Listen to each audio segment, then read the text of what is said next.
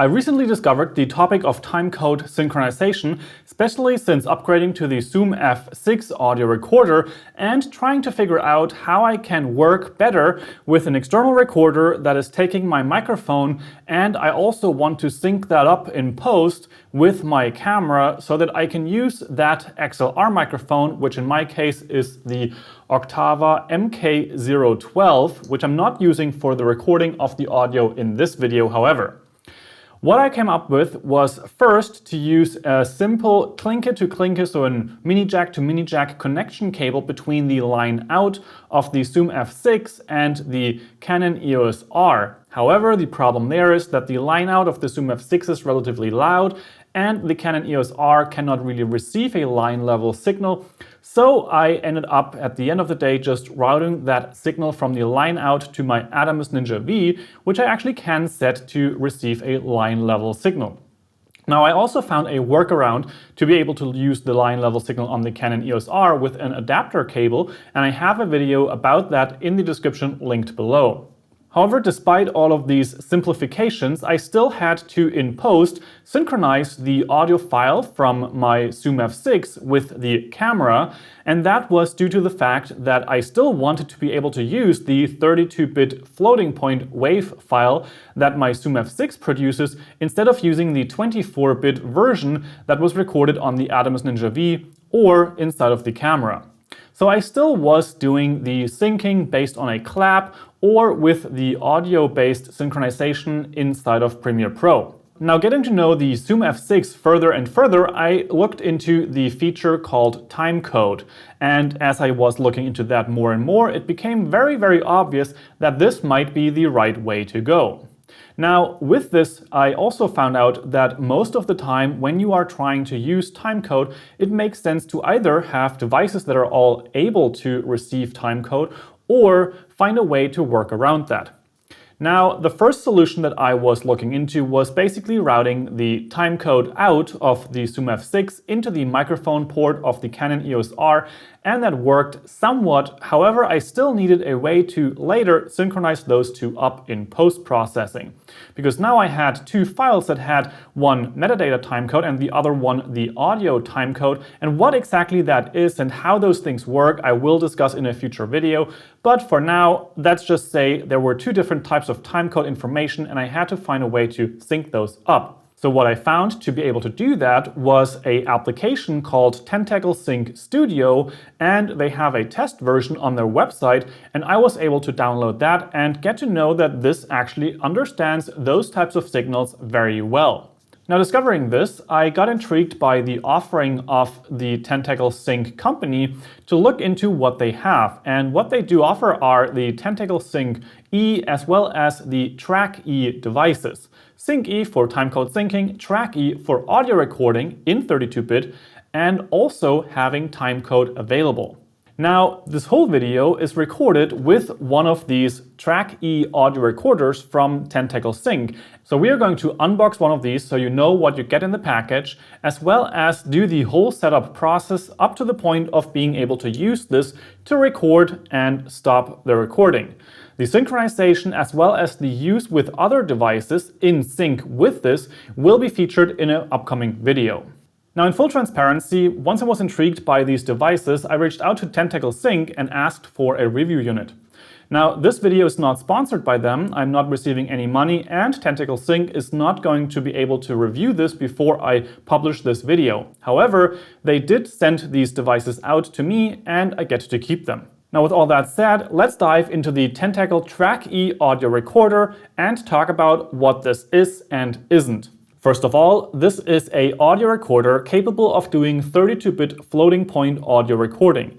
If you want to learn more about that, specifically the 32-bit and what you can do with it, as well as what it might not be good for, then you can check out the link in the description below. I have a video specifically about that. So this device can record in 32-bit floating point audio, but it also features a 24-bit mode with a really nice limiter. This device also features a highly accurate clock inside, which you can use to synchronize your devices between each other and thus have a really simple time using that timecode information then later in post-processing to sync all of those things up. If you want to learn more about that, you can also check out the description below, because I have a playlist where I will be publishing a video specifically about what timecode is and why it is super useful. For now, however, we are just going to talk about what this device can do as well. Now, something that this is not made for is wireless transmission. It kind of looks like a Rode Wireless Go or similar microphone receiver or sender set. However, with this, you only have this one box and nothing on the other side. This connects to the microphone that you are wearing or your talent is wearing, and the audio is actually recorded inside here into the micro SD card. This kind of recorder has benefits as well as drawbacks comparing it to a wireless set. For example, that this here does not cut out if you walk away very far from the receiver, and also obstructions like walls or similar things are no problem whatsoever. However, for obvious reasons, this is not capable of sending you a live signal, for example, for monitoring or similar purposes. Now, there is a headphone jack which features the monitoring capabilities, but that's also something that we have to talk about a little more later in the video. So this is not a wireless set, it's a 32-bit floating point audio recorder that fits in the palm of your hand and is timecode enabled, which gives you amazing abilities to synchronize audio and video in post-processing. But now let's jump into the unboxing of this device so that you know what comes in the box and what you can expect when working with this. So let's dive into the unboxing of one of the Track E audio recorders. So let's get out of the way these kind of things here. And of course, I will already be using this recorder right here as the audio source that you are listening to throughout this video. Now, let's take this box right here. As you can see, nice packaging, just a simple cardboard box. A lot of the information about this device is already printed out here. And of course, you will find a contents list right here. Now, once we open this box up, then we are actually greeted by this little right here. This is the Track E device, as well as some nice kind of like guidelines as to what the different parts of the device do, where the different ports are, as well as how the switch works that is on the side of the device. Then we also have a little bit of a thank you note right at the top here, and a support contact details and such things. And then we have a little bit of a flyer here, which gives you information about the Rec app, which basically is an application in the iOS App Store, which is actually compatible with the Track E. And we are going to look into this device as well as the Rec app specifically. And that's also the app that I'm actually currently using to record this video, because it gives me the ability to use a Track E audio recorder with timecode and have that timecode synchronization automatically with my iPhone. So as you see this right now, this is a shot that is recorded with the Rec app on the iPhone, and the audio is recorded into the Track E audio recorder onto the SD card. And in the aftermath, it's really easy for me to sync those two up. So you will find information on that here.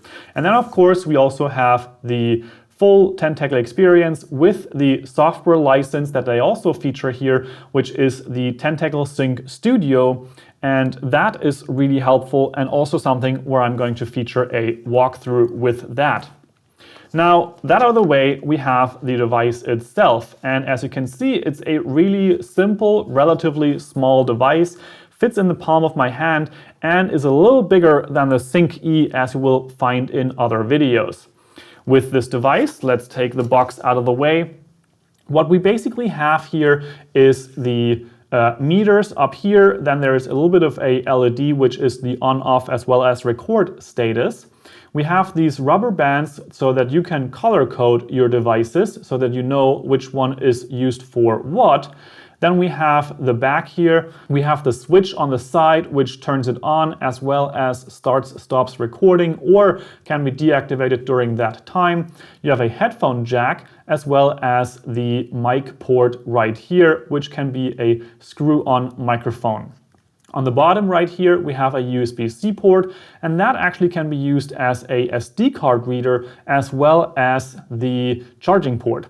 So this is the Track E device.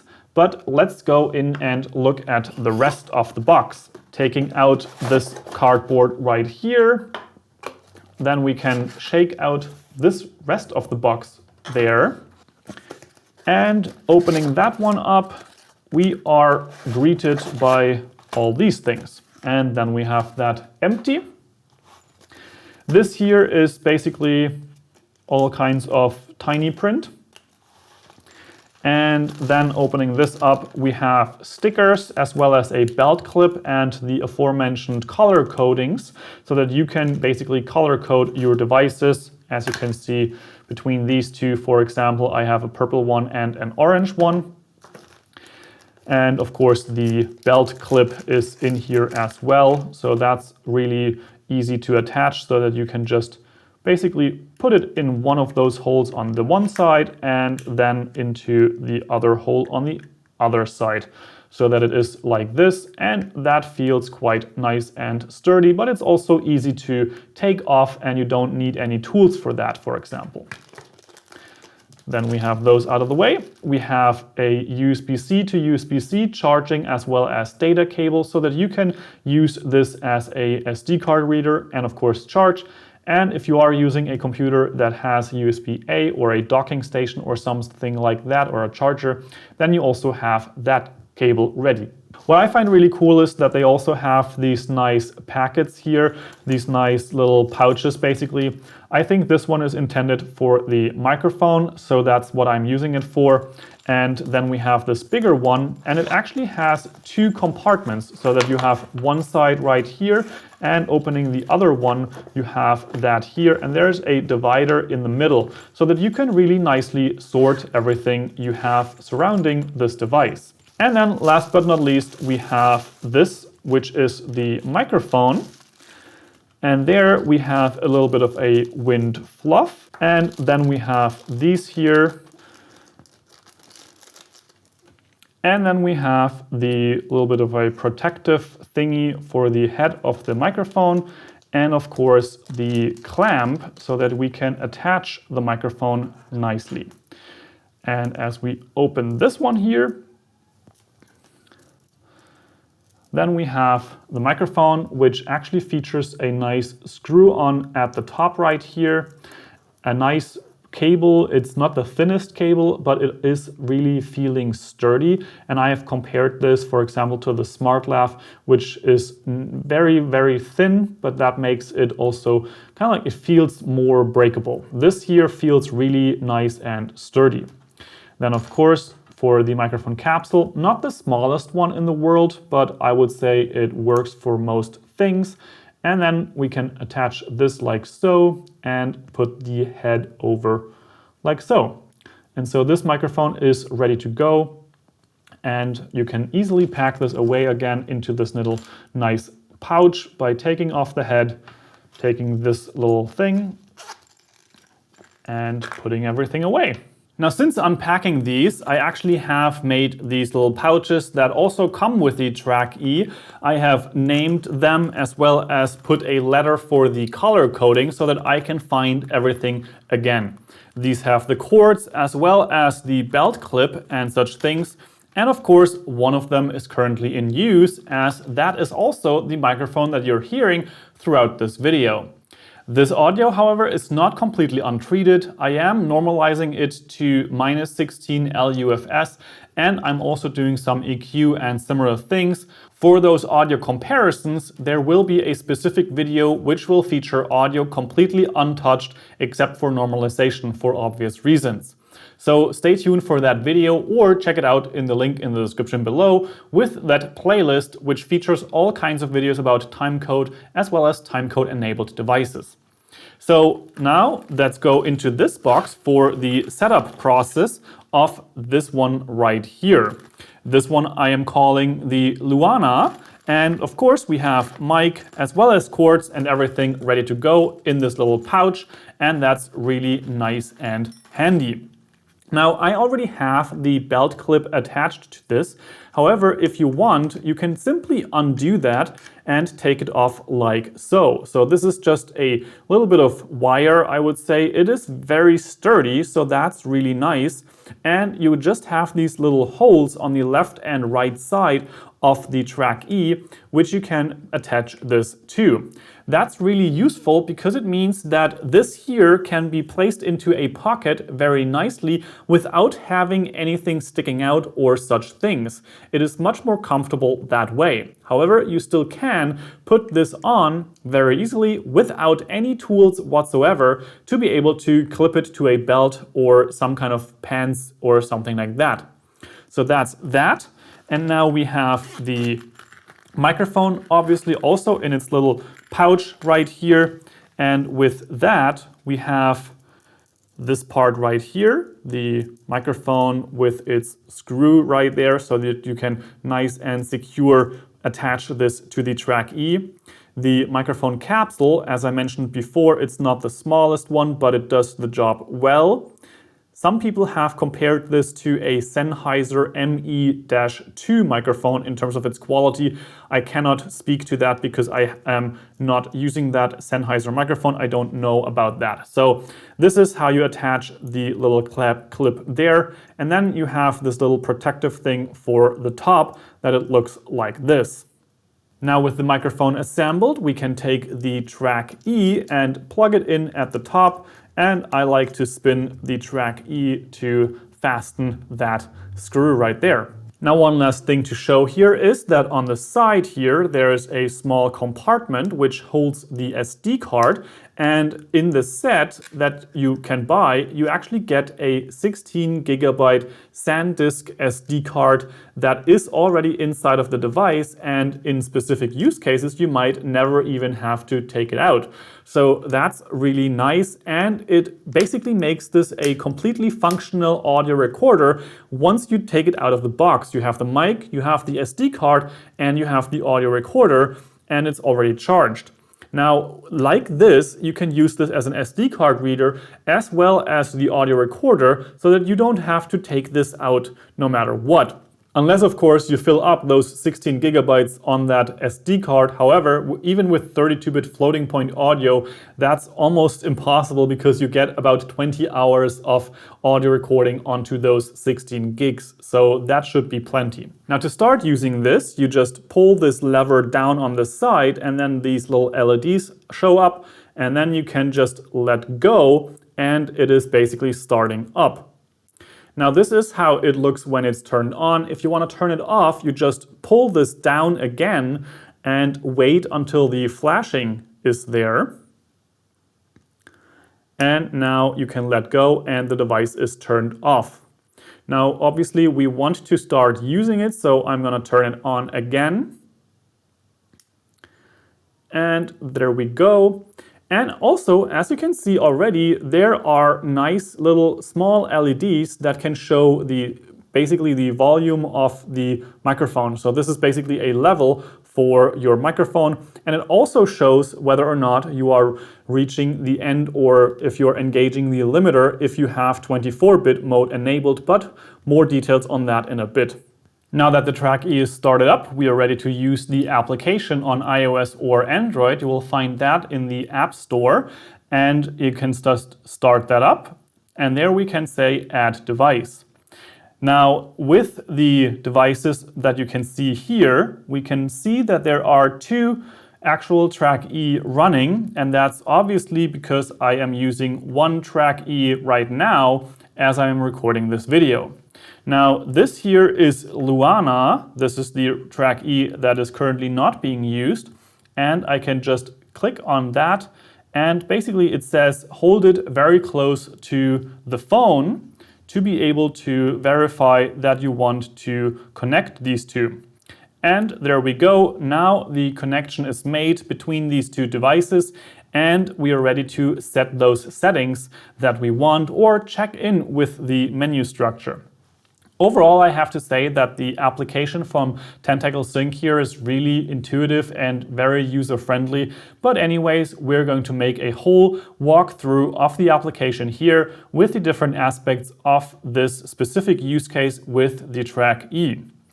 Now, what you can see at the top right here is that we have one device already that is currently running, as well as showing meters and also showing the current time code on that device. Now you can also have a little bar at the top with these little, kind of like a badge, so to speak, which mode is currently active as well as which settings are active. And what we can see right now is that there is timecode. We have the 25 frames per second active. We have a 24-bit mode active, no low-cut filter, and the limiter is active as well. Of course, this device is currently fully charged. It is in range, that is signified by these little kind of like signal bars here, and the SD card is inside of the device. If the SD card is removed, for example, you would see that there. And of course we have the record button right there, and for convenience we even have one down here which starts the recording on multiple track E if you are using multiple track E devices on the same device in the same setup. And that is really useful for when you have two of these and you, for example, work in an interview scenario. You can just hit one record button and you're good to go. Now let's jump into the app settings for a moment. These are not the specific settings for the Track E, but there also isn't really much to talk about. You can just remove a device, you can change whether or not you want to use the dark mode or light mode, or if it should just work with the system defaults. So that's there. And now let's jump into the Track E audio recorder that we have here. Now, something to note right off the bat, you can see the levels here. You can also see what the levels were throughout the last few, 10, 15 seconds or so. And you can basically see that information here. However, this is not able to monitor the audio via Bluetooth. That would be amazing. However, at the time of the recording, that is not a feature that this has. You can monitor through the headphone jack on the Track E, but more on that in a bit. This here only is a remote for this device, so to say. You can see this information and you can change settings, you can start, stop recording, but you cannot monitor the audio on the phone. You can also not even listen to the playback of a specific recording. That's also being played back and then basically played out of the headphone jack of the device. So the audio is not transmitted to the phone, just to be clear on that. Now what you can do on this first screen of the recording area is that you can change the gain setting. You can hit record and you can activate the low cut filter as well as whether or not the Track E should provide mic plug-in power. Now, the plug-in power is something that may or may not be necessary depending on what kind of microphone you're using.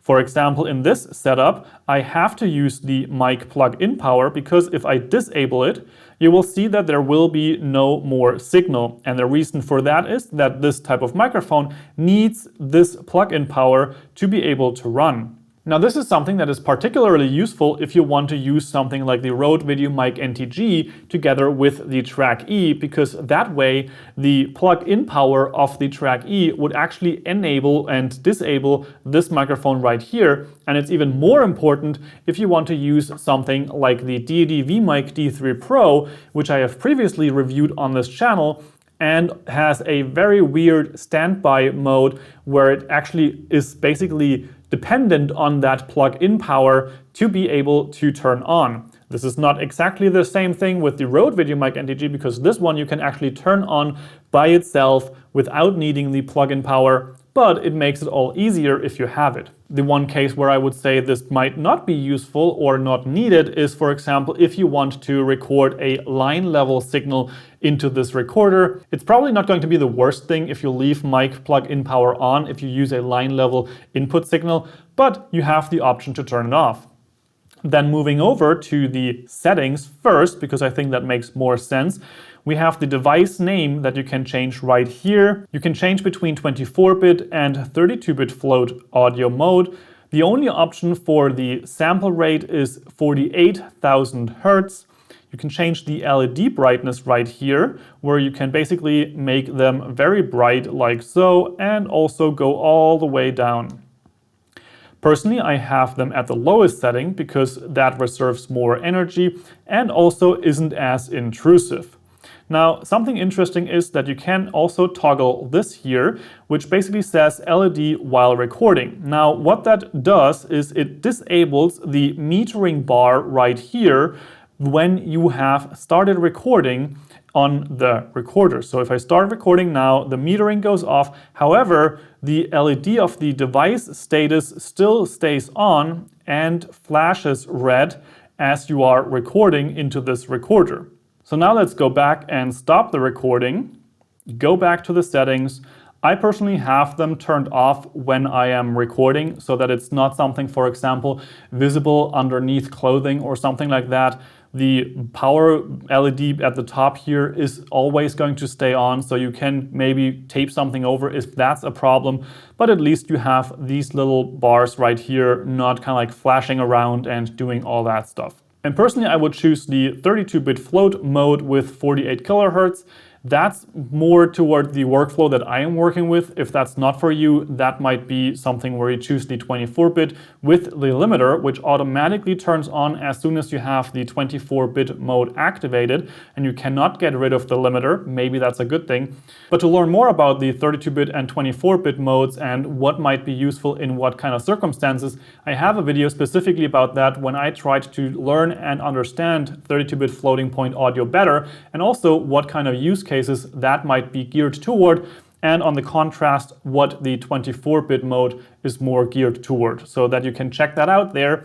And also in the quality comparison of the audio that comes from this, which is a separate video, there I'm also going to compare these two modes against each other. Now, going down from here, you have a specific setting where you can basically change how the switch on the side of the device reacts whilst you are using it. And this is not for the pulling it down. When you pull it down long enough, the device will always turn off. However, you can change the setting to either not be used for certain settings, for pulling it up basically, or it should start and stop the playback, or it should stop the recording. Personally, I like to use stop recording, and what that does is that if I put this up, it starts the recording. And if I want to stop recording, I just put up again, and it stopped the recording. Now, I think that most likely you're not going to hit this accidentally, but you can change this to not use that function. So if I pull this up, then nothing happens at all, and I can start and stop the recording from within the app. This may be useful if you are, for example, doing a lot of interviews where you're very fast-paced and the person will never touch the device or should never touch the device, and you can just control everything from your phone when you're within reach. But for me, I like to just be able to, on the go here in the studio, especially whilst I'm doing these tests here, be able to stop recording whenever I want to. And lastly, on this settings page, we have the format SD card. Obviously, that's going to format the SD card.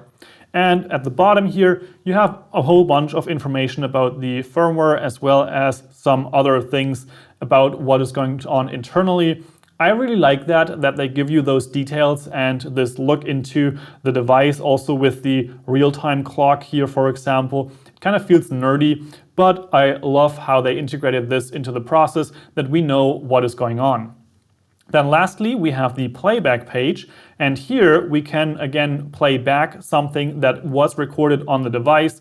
Once more, this is not going to be coming out of the speakers of the phone. This is going to be come out of the speaker headphone jack here at the top. So please be aware of that. This is not going to transfer the audio over whatsoever. Something that I don't necessarily love about this screen is that you can't really see the previous recordings in a list and select from that. And instead, you basically just select the clips by going left and right. It kind of feels like an old school CD player where you don't have a list of tracks and instead you always have to navigate through everything. Not the worst thing. I don't necessarily think that this is going to be the most important for me personally in my workflow, but if you want to listen back to what you recorded, then you have the option here, and you can also hit play.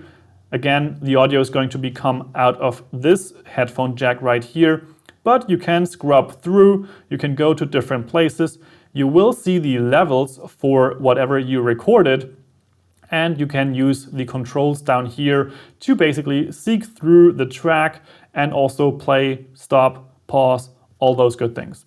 Something that I kind of forgot here is that there's also a little headphone thingy at the top here. And what you can do there is you can change the headphone volume, again, the headphone volume of this port right here.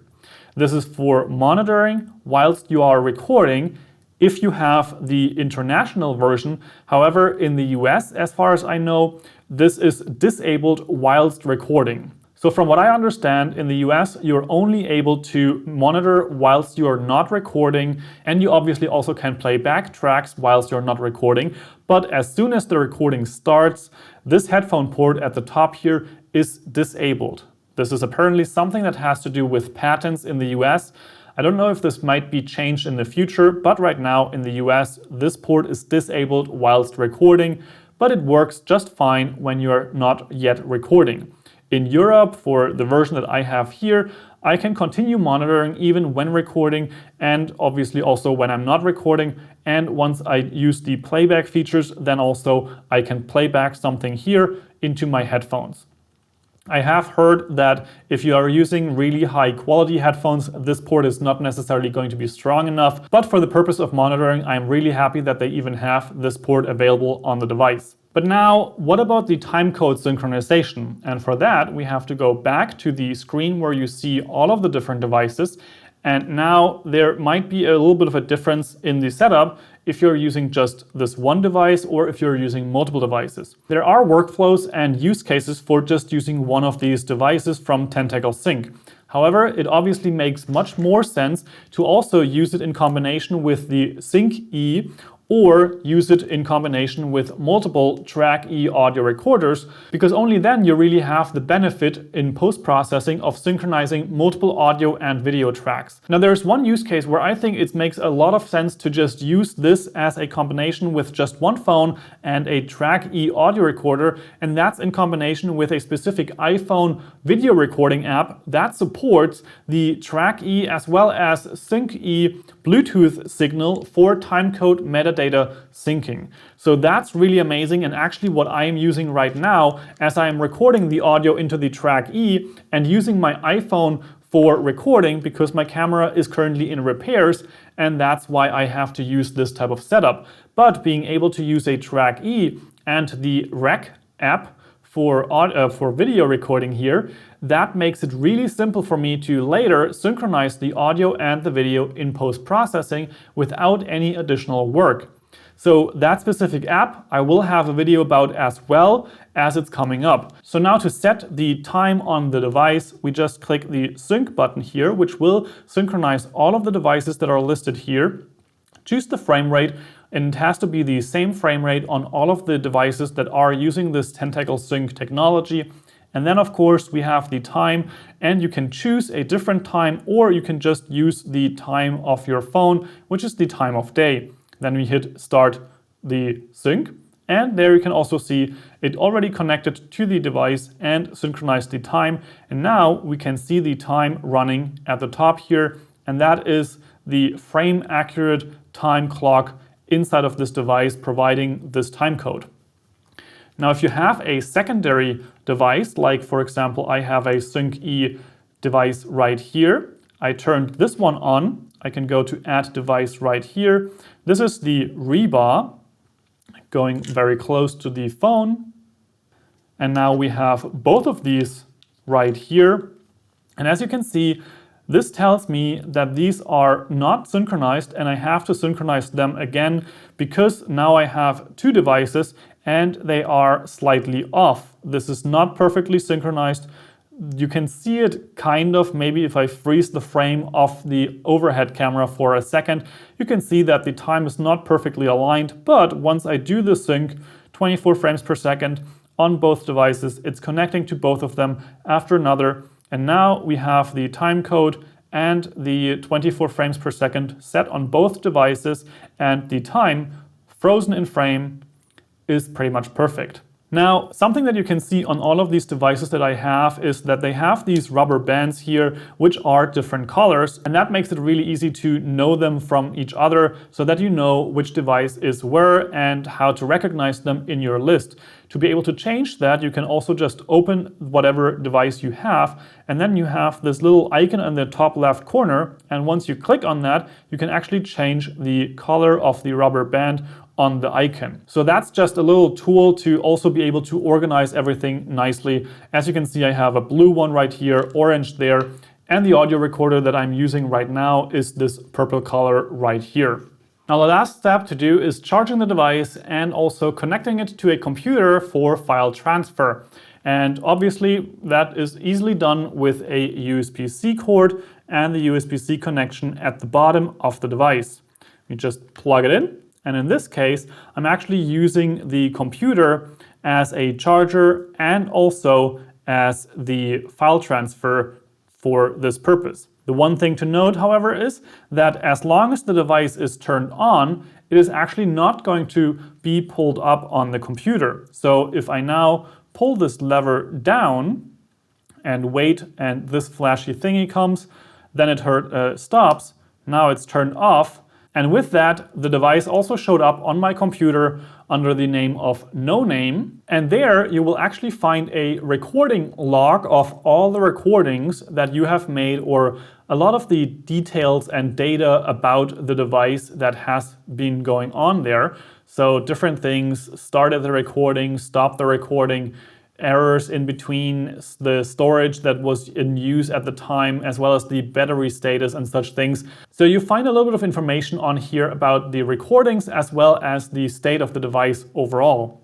I find this, again, a little nerdy, but also very, very useful and really cool that they included this and trust you as a user to be able to look at these details. Then, of course, we have the folder with all the recordings, and conveniently enough, this is named based on the name that you have set up on your phone or named this device. And in this case, Luana, and then also all the files are called Luana and then a running index, basically. And so with these WAV files now, you can transfer them to your computer, use them in whatever program you use them with, and work with them.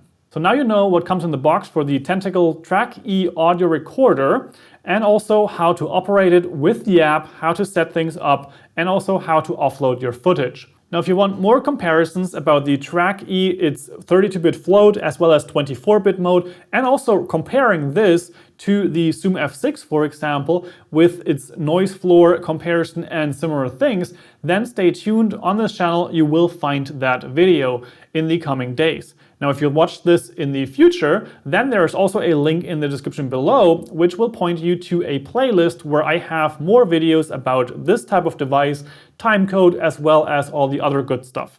Now, for now, to give you my quick opinion on this, I think this is an amazing little audio recorder and can be extremely useful in the right circumstances depending on your workflow. If you have the whole ecosystem for Tentacle Sync or the timecode syncing in general, then this is really amazing. To be able to use timecode in this small of a 32-bit float audio recorder is just incredible. If you need wireless connections, obviously, then this is not going to be working for you. And also, if you don't have anything to do with timecode, maybe this is not the best choice. However, I can only recommend you check out the other videos that I have coming up about this, as well as the other topics around timecode syncing, so that you know more about those things. Now, if this video was helpful for you in learning more about this device, as well as all of the surrounding technologies, then I would greatly appreciate a thumbs up. That helps out a lot with the YouTube algorithm, as well as it helps me to get to know more about what type of videos you like watching on my channel. If you have any questions about the Track E or anything else talked about in this video, please feel free to leave those in the comment section down below, and I will try to answer you there or make a video specifically about that. Now, if you don't want to miss out on any of the upcoming videos, consider subscribing to the channel and also hitting that bell icon so that you don't miss out on those things. And of course, in the description, you will also find links to the manufacturer of this device and also to Amazon, where you can purchase these. And some of those links will be affiliate links helping me make more videos like this. Now, with all that said, I hope you have a good day and I will see you in the next video. Ciao, ciao.